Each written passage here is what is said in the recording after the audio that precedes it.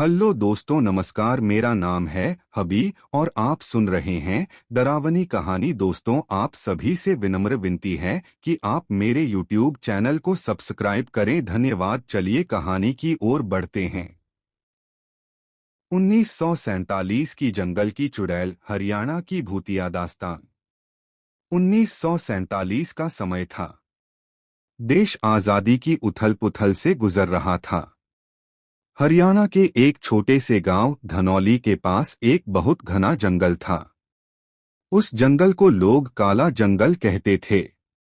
गांव के बुजुर्ग कहते थे कि इस जंगल में रात के समय औरत के रोने की आवाजें आती हैं।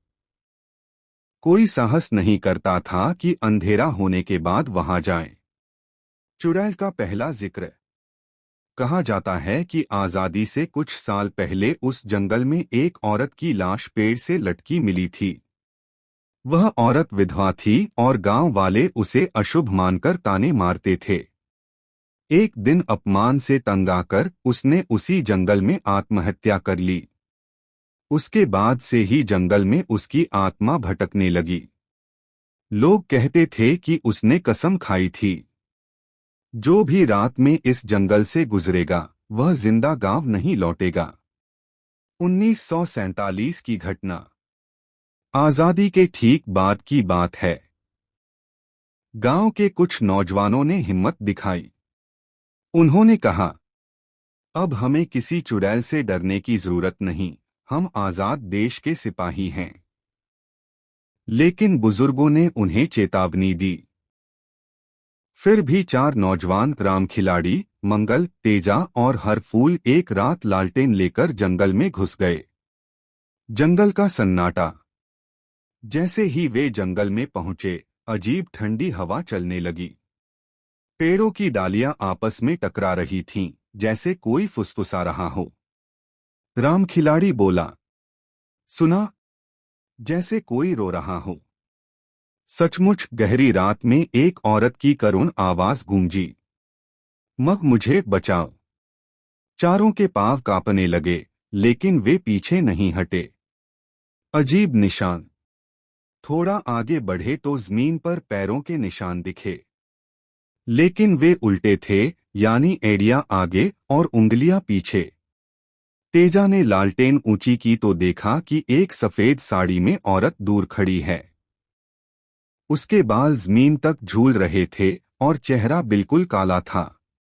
वह धीरे धीरे उनकी तरफ आने लगी। लालटेन का बुझना। जैसे ही वह औरत पास आई, हवा का जोर बढ़ गया और लालटेन अपने आप बुझ गई। अंधेरे में केवल उसकी आंखों से जलती हुई लाल चमक दिख रही थी। अचानक मंगल की चीख निकली, भागो, ये चुड़ैल है। लेकिन चुड़ैल ने इतनी लंबी छलांग लगाई कि पलक झपकते ही उनके सामने आ गई। खौफनाक मंजर। राम खिलाड़ी ने हिम्मत कर लाठी उठाई, पर चुड़ैल ने उसका गला दबोच लिया। उसकी चीख इतनी भयानक थी कि पूरा जंगल गूंज उठा। बाकी तीन भागने लगे, लेकिन रास्ता बार बार वहीं पहुंच जाता था। वही पेड़, वही झाड़ियां, वही चुड़ैल। गांव वालों ने अगले दिन देखा, जंगल के बीचों बीच राम खिलाड़ी की लाश मिली, पूरी देह नीली और आंखें फटी हुई। बाकी तीन नौजवान हिलते डुलते गांव पहुंचे, लेकिन उनकी जुबान बंद हो चुकी थी। जीवन भर वे बोल नहीं पाए। आज तक का रहस्य। उसके बाद से काला जंगल में कोई रात में नहीं जाता। लोग कहते हैं कि चुड़ैल आज भी हरियाणा के उस जंगल में भटकती है। कभी उसकी रोने की आवाज सुनाई देती है, कभी हंसी की गूंज। और जो भी उसकी नजर में आ गया, उसका हाल वही होता है जैसा 1947 के उन नौजवानों का हुआ था। तो यह थी 1947 की हरियाणा के जंगल की चुड़ैल की भूतिया कहानी।